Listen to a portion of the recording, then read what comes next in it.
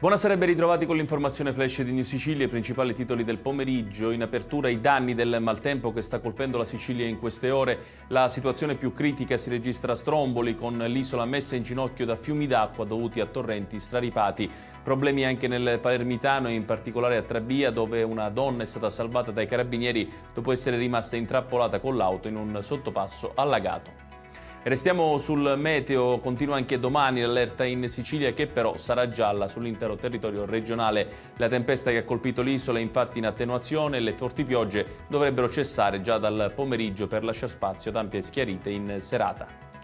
La Gigafactory FreeSun di Catania è la più grande in Europa per la produzione di celle e moduli fotovoltaici ad alte prestazioni, si conferma al centro dell'interesse strategico europeo. A testimoniarlo è la visita di oggi del vicepresidente esecutivo della Commissione europea, Stéphane Séjourné, che ha lodato il ruolo cruciale dell'impianto per il futuro industriale e sostenibile dell'Unione.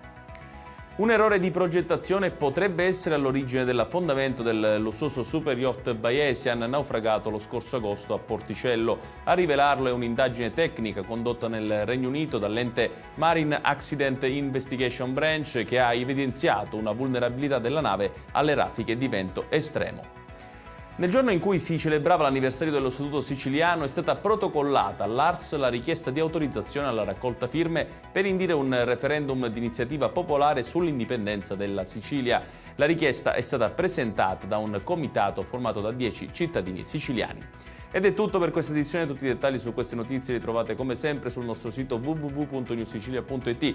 Grazie per averci seguito e buon proseguimento di serata.